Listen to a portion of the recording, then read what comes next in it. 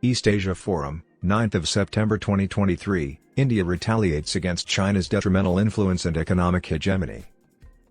China has been waging an all-out war against the Indian subcontinent because it cannot live in peace with other countries.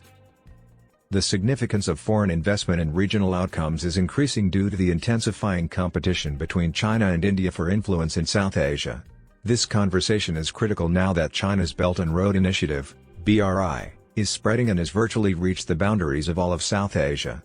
India will have to increase its reliance on investments and aid from outside sources to become a significant force in South Asia. One of the world's least integrated regions is still South Asia.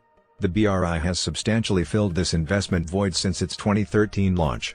China has signed a free trade agreement with Mali and an oil extraction agreement with Afghanistan. It has also supported the ports of Hambantota and port city Colombo in Sri Lanka, the trans-Himalayan corridor, and the China-Pakistan economic corridor.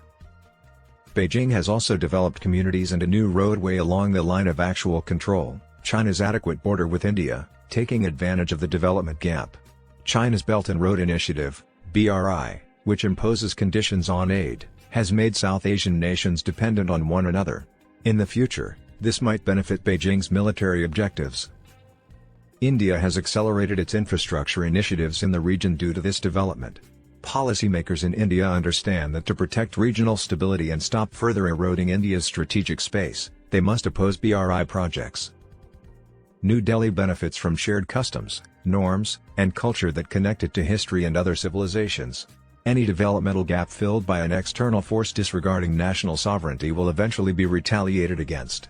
A stark example is the economic disaster that crippled Sri Lanka and Pakistan, two countries that enthusiastically welcomed the BRI.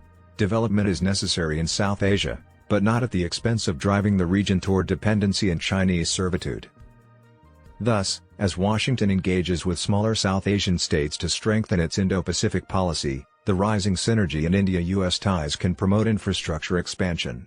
During her tour to South Asia, the U.S. Undersecretary of State for Political Affairs declared that over the next 5 years, the U.S. will invest more than $1 billion in electricity, sustainable energy, and small, female-owned enterprises in Nepal. Regarding security, a draft agreement on the General Security of Military Information Agreement has been passed between Bangladesh and the United States. However, Washington must consider this with India, particularly regarding Asia. Priority must be given to controlling China's rapid ascent in India's nearby neighborhood, where it is perceived as intimidating and pressuring lesser states under the guise of development. India's ability to help Sri Lanka to the tune of around $4 billion shows the potential of its economy in the region. The world expects India, which maintains its leadership position in international affairs, to play a more significant economic role. For India to go from being a neutral actor in the area to a dominant one, it must combine diplomatic efforts with large development project implementation.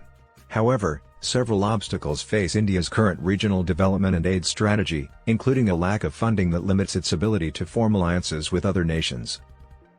The timely completion of projects, crucial for establishing reputation and trust, is another barrier. The political climate may be one such factor influencing project implementation in the host nation. In certain countries, such as the Maldives, with an India outpush, India has encountered political opposition. Infrastructure projects and domestic endeavors are increasingly becoming privatized. India must increase its influence in the area and worldwide by utilizing the private sector. Fostering competition, assuring transparency, stringent rules, and on-time delivery can reduce project costs. However, Indian businesses need to be aware of the possibility of controversy stemming from project quality, ignorance of the policies of the host nation, and geopolitical reality. They ought to uphold the highest ethical standards to reduce such hazards. This is when the government's role becomes vital. Businesses should provide stakeholders with adequate information before project initiation. The nation's governments that border India must schedule talks with the Indian business community regularly. This would improve bilateral relations while also enhancing the favorable perception of India. Instead of focusing only on a few well-established private businesses, New Delhi should take a more inclusive strategy to increase the presence of numerous private players in its neighborhood. Accordingly, the Indian government decided to prolong the concessional financing scheme for 5 years to assist Indian companies that submit bids for strategically significant infrastructure projects overseas.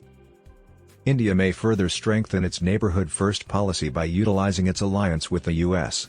From the South Asia Regional Initiative for Energy Integration for Cross-Border Energy Trade to promoting capacity-building skills in Nepal and Bhutan, New Delhi and Washington have made significant strides in implementing numerous plans. These projects range from women's empowerment in Afghanistan to other programs. Such trilateral projects advance prosperity and economic development while advancing a favorable narrative for U.S.-Indian relations in the larger Indo-Pacific area, essential to counter China's expanding influence. India can play a more active role in framing the regional agenda and encouraging greater economic integration, connectivity, and development by collaborating with like-minded nations like the United States.